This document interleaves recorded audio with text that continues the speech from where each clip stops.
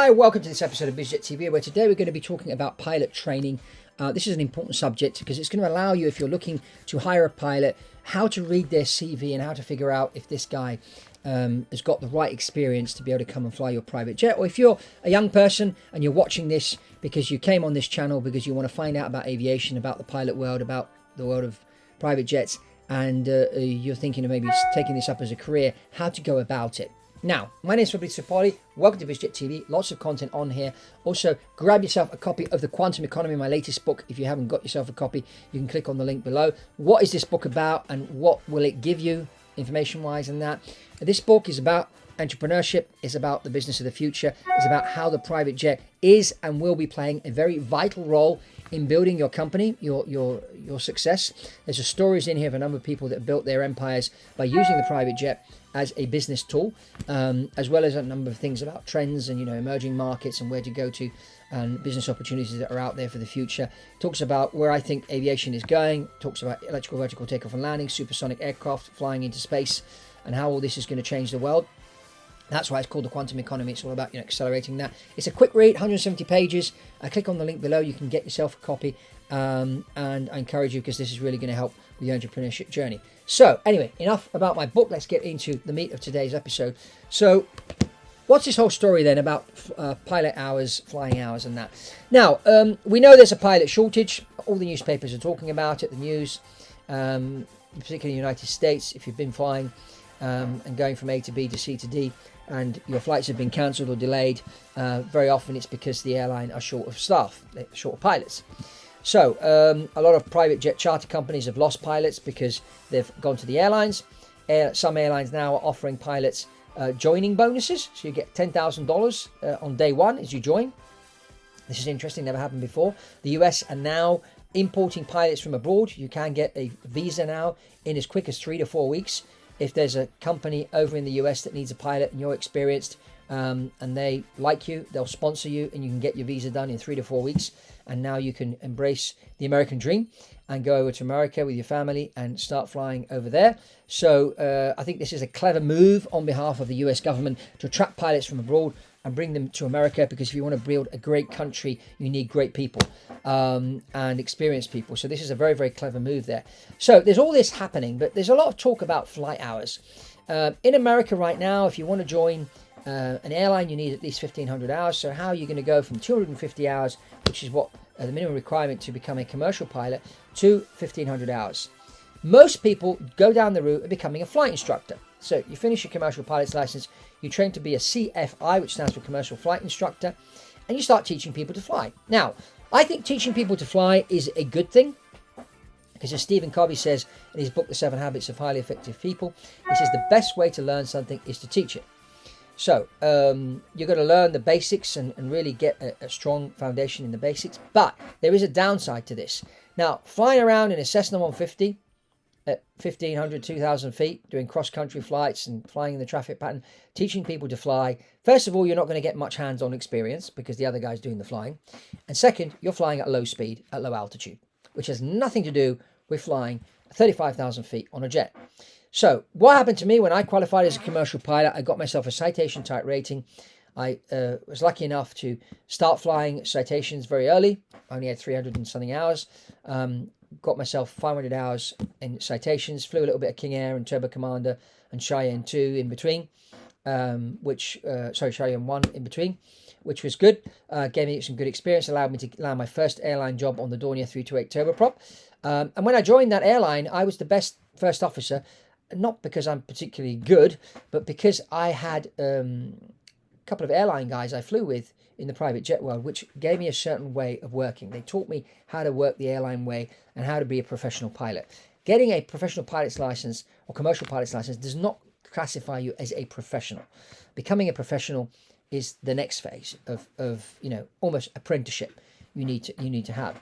So what's my suggestion? If you're thinking of becoming a pilot or you want to hire a pilot for your private jet, you need to look for somebody that's got this kind of experience. Or if you are aspiring to become a pilot, then once you get your commercial pilot's license, you need to get yourself in the right hand seat of an airplane that's going to give you quality time with pilots that are going to give you a certain foundation and turn you from a commercial pilot into a professional pilot.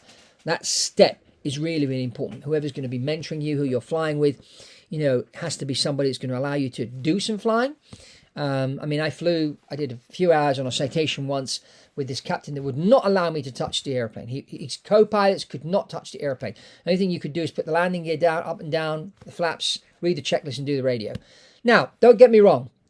That is still better than flying around in a Cessna 150 at 2,000 feet. But you also need to have hands-on experience. So you need a combination of both. And that's why in the airlines, the way it works, if you're flying 2 sectors, the captain will fly 1 sector and be the pilot flying, while the first officer will be the pilot monitoring. So reading of the checklists and the radio and that. And then the way back, the first officer will do the flying and become the pilot flying, and the captain will be the pilot monitoring. This way you get to do both. And that's really, really important, even in your private jet experience, is that the way things are managed up front are managed that way. And if you are looking to hire a captain for your private jet, you want to make sure that your captain is going to allow the first officer to do some flying, because what happens if the captain suddenly collapses or passes out or dies or has a heart attack on the flight? You want to make sure that your first officer is capable, not only technically of flying the airplane and bringing it down safely, but also they have the confidence. And that combination is really, really important. The competence and the confidence. And competence and confidence happens through training and practice. So these two things are really important. So quality time is what really is important for a pilot. When I look at a pilot's CV, I look at the training. And there's a lot of flaws in pilot training these days. I mean, very often people end up flying 2 types of airplanes before they qualify as a commercial pilot, and that's it. I mean, before I became a commercial pilot, I'd flown like 25 different types of airplanes.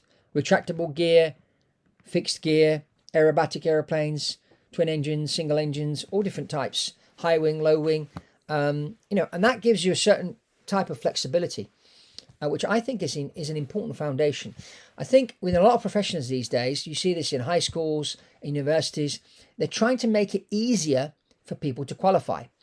And this is not a good thing, especially when you're taking people up in the air in these aluminium tubes, and something goes wrong.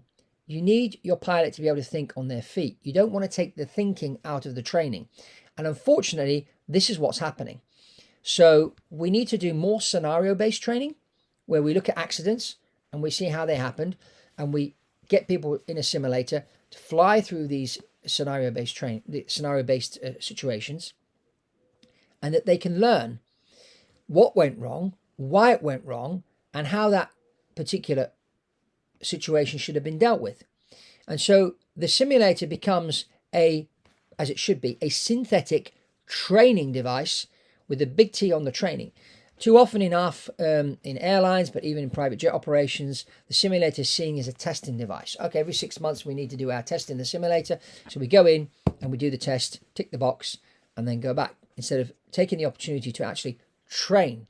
But what do we train in? I mean, if you look at the syllabus for renewing your pilot's license, both in Europe and in America, a lot of it is based on flying around with one engine, or an engine failing on takeoff, or an engine failing as you approach, doing an approach, and you're doing a single engine go around. Now, don't get me wrong, all these things are important maneuvers that need to be practiced, but there's a lot of other stuff that gets left out.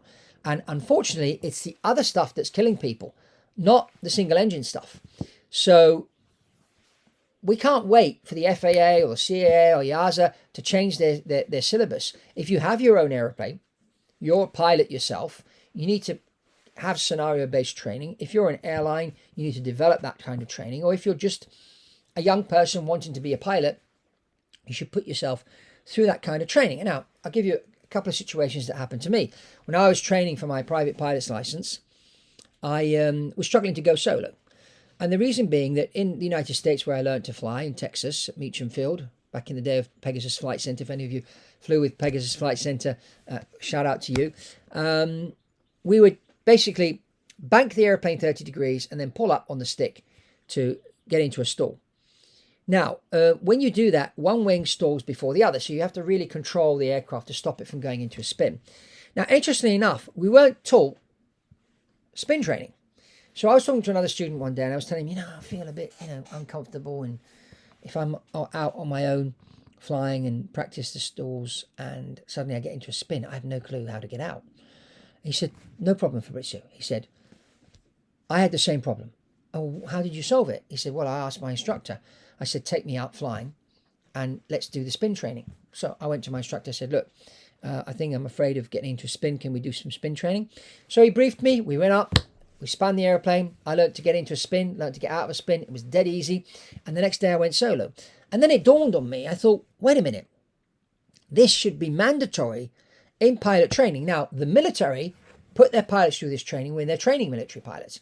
But you've got guys with 400 hours flying F-18s on and off aircraft carriers at night. And that's the kind of first officer you want in the right-hand seat of your jet. You don't want a guy with 400 hours of teaching people to fly Cessna 150, flying around the traffic pattern. There's never been into an upset recovery situation. So that's the kind of thing you want. And then as I progressed, I went through an aerobatics course, which wasn't mandatory. Again, I just realized the importance of this kind of thing. So I went through that. And then as I was training to fly a multi-engine, I was kind of behind the aeroplane. And I was struggling. And my instructor was tearing his hair out. It's like, how can I get Fabrizio to, be ahead of the airplane in that? And then one evening I was watching Tony Robbins, yes, the famous American motivational speaker, on TV in LA. And he was actually interviewing a friend of my father's about his success story. So that made me stop and listen carefully, because I thought, well, I know this guy's story. And if this guy's endorsing Tony Robbins' training systems, this Tony Robbins guy's got something of value there. So I listened carefully. The next day, I went out and bought the two books. This is back in 1991. And Tony Robbins was just starting, really. And he was very young. And I came across a thing called neuro-associative conditioning, which is a derivative of neuro-linguistic programming. And it basically was talking about, if you want to be successful, you should mimic someone's physiology that already has that result. So I went up flying the next day with my instructor, and I knew all the parameters and everything that I needed to do in order to fly the airplane. It's just that I wasn't confident. So I watched his body language, the way he breathed, the way he sat, and I copied his body language, and believe me, my flying was perfect. My instructor was shocked. He said, "What have you eaten for breakfast?" So I said, "Steve, look, okay, let me try again. Let me do another approach." So I did 3 approaches, one behind the other, and they were all flawless. And he said, "What have you done?" I said, "Well, I've been using this neuro-associative conditioning. I've read about it in a book, watched this guy on TV called Tony Robbins, and I've applied it, and it works." He said, "Well, you're doing fine, so let's just continue your training." And off I went. And so I used this throughout my training, and I'm thinking to myself, this should be mandatory. This should be part of, training a pilot is, not only monitoring, and looking at what things you need to do, what settings, what attitude you need to fly, speeds and all that kind of thing about the airplane, but also having a certain type of physiology when you're flying, which will lead to success. It gives you that confidence. So these are 2 really important things that happen to me. So in pilot training, these are the things you need to look for. Now, if you are a pilot or you're thinking of becoming a pilot, and you're not quite sure which flight school to go to and whatever, I'm developing a new program. So reach out to me on email and we can get on a one-to-one call. If you are looking to hire pilots, or you're looking to become a pilot yourself and then buy your own aircraft and fly around for business, flying yourself, you need to go through pilot training. Reach out to me on a one-to-one, and I'll shed a bit more light on this whole thing and how to go about things. But definitely, pilot training needs to be changed. I don't like the way it's going, the route is going down at the moment, where with this need for pilots, they're trying to sort of cut corners, make flight training cheaper, avoid certain maneuvers and whatever. Well, we don't need to do those maneuvers. I mean, in Europe, they just introduced a thing called the multi-crew pilot's license, where all the training is done on a simulator, and it allows you to go and fly an Airbus 320 or 737 as a first officer. But there's a big piece of your foundation that's left out by doing that, and I think this is going to come back to bite you later on. So you really don't want to go down these routes. So reach out to me. Let's have a conversation one-to-one. See what we can do. Grab yourself a copy of The Quantum Economy if you haven't done so already. Lots of information in here which will help you. And check out this other video we did lately, where we talk about Ryan Secco and his success story, which is interesting. Or this other one we did about how much you should be paying your private jet pilot. That's another interesting video here on BizJet TV. And remember to subscribe, give us a like, thumbs up, and comment below. And that's all from Poli here on BizJet TV, and I'll see you on the next one.